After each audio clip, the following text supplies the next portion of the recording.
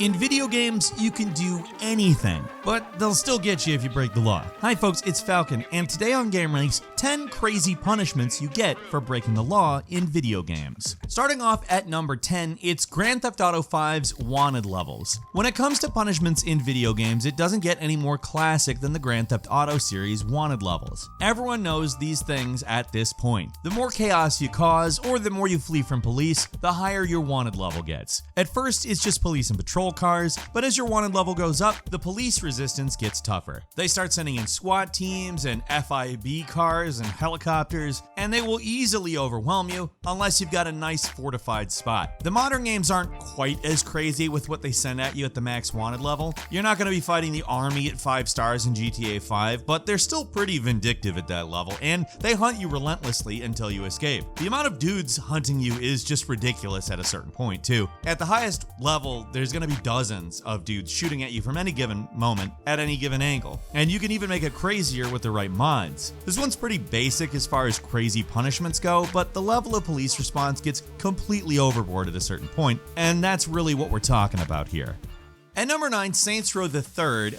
Did you know that if you get naked, police will shoot you? Yeah, the Saints Row 3 wanted system is about as basic as it gets. Think GTA, but with more of a focus on rival gangs getting mad and not just the cops. Compared to GTA games, the police response isn't actually that impressive. They're generally pretty easy to shake off, but if you ever decide to go streaking, that's when they come for you. I mean, yeah, running around in the buff is a crime, but do the cops really need to start shooting the second they see you? It seems a little extreme.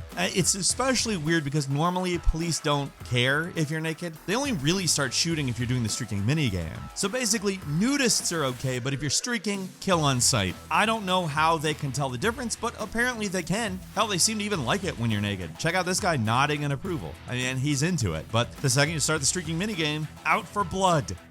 At number 8, in Hades, if you steal from Charon, he will beat you down. Hades is a game all about breaking the rules. Your dude, Zagreus, isn't supposed to leave the underworld, but he's doing it anyway. With Charon, you're normally not given the option to steal from him, but rarely, and only have to escape from the underworld at least once, you can find a bag of cash sitting behind him. If you decide to borrow it, you will immediately anger Charon, and he will force you into a boss fight. And let me tell you, he is no joke. Breaking the law around him gets you a swift punishment, and he is seriously one of the toughest bosses in the game. So yeah, just for snatching a few coins from Charon, he gets all hyped up and kicks your ass. If you actually manage to beat him, you're rewarded though. He'll give you a discount and everything, but good luck with that. Fighting this guy is usually a lot more trouble than it is worth. At least this Charon understands that there's no good reason to call the manager. Ooh, dumb name. Gotcha, man. At number 7, in Dragon's Dogma, for whatever reason, they are super brutal when it comes to law breaking. The weird thing is, nobody cares at all if you take stuff from people's houses. You can take pretty much anything lying down and even open up chests and nobody bats an eye. But hey, attack some citizens in Grand Soren or just start tossing people around and you'll get busted and thrown into the dungeon. Basically works like in a game like Skyrim, but with a particularly nasty twist. If you don't have a skeleton key or choose not to bribe the jailer, either because you're poor or just don't want to, you get thrown into a jail cell. For one of the cells, it's actually possible to escape by breaking the wall, but for the other ones, you're basically forced to wait it out. You only ever get put in jail for a single day, but that is a long time in this game. 48 minutes in total. That's 48 minutes you are forced to wait in real time before the cell door will open and let you out. That is one of the most brutal punishments I've ever seen in a game. Hell, it might be the worst if you consider wasting your time is one of the worst things in a game that can be done. Of course, most people just reload their save at this point, so it's an avoidable punishment for sure, but still, 48 minutes is a long time to make someone wait. At number 6 is Vampire the Masquerade Bloodlines, The Final Death. A huge part of the setting of Vampire the Masquerade is, of course, the Masquerade. Basically, all the various clans agreed on this big rule that humans can't know about the existence of vampires, so it's basically the number one rule in the whole setting. I mean, it would be. It's right there in the title. In Bloodlines, it works pretty simply. If you do things that make people realize you're a vampire, you get a Masquerade violation. If you get 5 of them in total, that is it. The vampire leaders call a blood hunt on you, which basically means you're dead meat. You get violations for doing stuff like killing humans out in the open or drinking so much blood that it kills someone, stuff like that. The guys who have it the worst are the Nosferatu, where all you need to get a violation is for someone to see you. I mean, these guys do just scream vampire when you look at them, so it makes sense, but it's tough. You do get a little cutscene where they execute you for breaking too many rules, but it's not exactly the most, impressive thing. Still, it's a pretty intense punishment. You'd think vampires would just be party people, but these guys are really serious about their rules. They will absolutely kill you if you break too many of them. At number 5, in Mega Man Legends, committing crimes actually turns you black. Okay, this is a weird one. It sounds weird right off, but Mega Man Legends is already pretty strange. It's basically a proto-open world game. Normally you can see police around, but it doesn't seem like there's any real punishment system here. There's no wanted levels, but instead, for some bizarre reason, committing crimes and doing bad deeds has a different effect. It turns your suit darker. Most people online call it black, but it's really just a darker shade of blue. Either way, that's your punishment for doing bad in this game, which is kind of weird as far as punishments go. For the most part, you can only do petty crimes in the game like kicking trash into people's stores or saying mean things sometimes, but the game gives you one opportunity to do real bad, the bank robbery side quest. This triggers pretty late in the game and starts when you go back to your anime RV and watch TV. The news talks about a bank robbery in progress, and you can just hoof it right over to the central section of town. You'll see a car being chased by the police, blast it a few times, it'll crash, and it'll leave a briefcase of money on the ground. If you want to be good, grab it and return it to the cops, but if you want to be bad, take that money and run. It'll instantly turn your suit black and give you a lot of money, but of course, this being the kind of game it is, returning the cash would give you better rewards anyway, so it's not really worth it. So as far as punishments go, getting a darker suit isn't very punishing, but it's also very strange.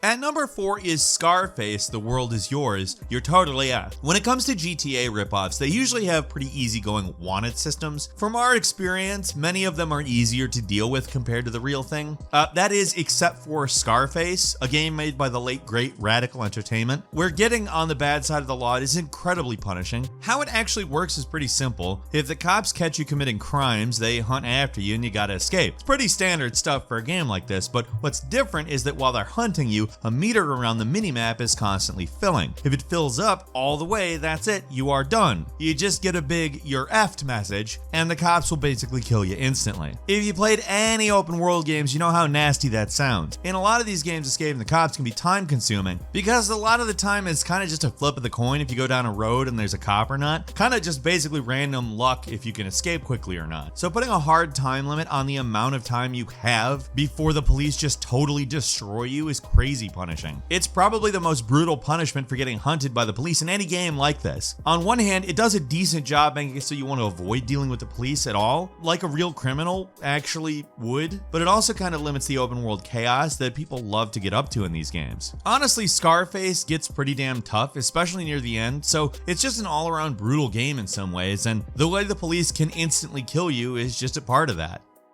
At number 3, the Saboteur, blimps, and tanks artillery. Like GTA 5, the Saboteur has a 5-star wanted system, but where that game's ultimate threat is sending agents and SWAT teams after you, this game gets so much crazier. It's set during World War II, and your enemy is basically the entire Nazi army, so it makes sense that the pushback would be more severe, and they really pull out all the stops here. At lower levels, the response is what you'd expect for a game like this. Some normal soldiers roll up in cars and motorcycles, but when you start getting APCs and blimps and rocket launcher dudes, that's only the start of it. At the highest level, they call in these totally anachronistic terror squad soldiers equipped with crazy experimental weapons, then airplanes start strafing you, and then giant 2-barrel tanks start showing up. It's friggin' wild. Basically, at max wanted level, you're literally fighting a one-man war. It's completely ridiculous how much military equipment they throw at you in this game. Basically, no other open world game can match it in sheer variety and chaos. How you, one little guy in a shirt and a patty cap, is supposed to fight off this many dudes, I don't know. It's a video game, it's just supposed to be fun, but seriously, look at this madness. They could probably call off the whole Normandy invasion. Looks like Sean's got things under control.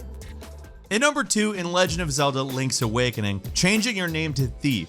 Yeah, everyone knows about this one, but it's so iconic it had to be mentioned here. In Link's Awakening, there's a store in the village that you can actually steal from. To do it, you gotta pick up an item and then walk out the door when the shopkeeper isn't looking at you, which is easier said than done, but if you do manage to pull it off, congrats. You're not forever branded a thief. It's not just that everyone in town calls you a thief, it's that your profile name has literally been changed to Thief. It has no negative effects on the gameplay, it's just there to make you feel ashamed about what you've done. Of course, if you actually go back to the store, a more brutal punishment awaits. The shopkeeper will blast you with a bolt of lightning and instantly kill you if you ever go back into the store again after stealing, so you're basically locked out of the store if you ever steal from it. It's not a hard game and money isn't something that's difficult to come by, so stealing is not necessary, but the fact you can do it is kind of fun, and the punishment doesn't match the crime at all. And finally, at number 1 is Neverwinter Nights Shadows of the Undrentide, getting transformed into a penguin. Yes, you heard that right. This is basically like the shopkeeper from Link's Awakening decided to get a little whimsical, I guess. At a certain point in the expansion of Neverwinter Nights, specifically the first expansion called Shadows of the Undrentide, you'll run to this old man who's got this pretty useful thing, a box that can recharge magical items. You can use this machine as much as you want, but you gotta pay the man for his services, and if you try to leave without paying, he'll stop you and transform you into a penguin. He also locks all the doors and traps you inside his little house, but the main thing is that he turns you into a penguin. Not a rat, not a dog, a penguin. When it comes to punishments in video games, this is up there with the most bizarre. Usually you get thrown in jail or straight up attacked for stealing games, but this specific instance, you turn into a penguin. There's not much to say about it, it's just odd. And that's all for today. Leave us a comment. If you like this video, click like. If you're not subscribed, now's a great time to do so. We upload brand new videos every day of the week. Best way to see them first is of course a subscription, so click subscribe. Don't forget to enable all notifications, and as always, we thank you very much for watching this video. I'm Falcon. You can follow me on Twitter at Falcon the Hero. We'll see you next time right here on gameranx.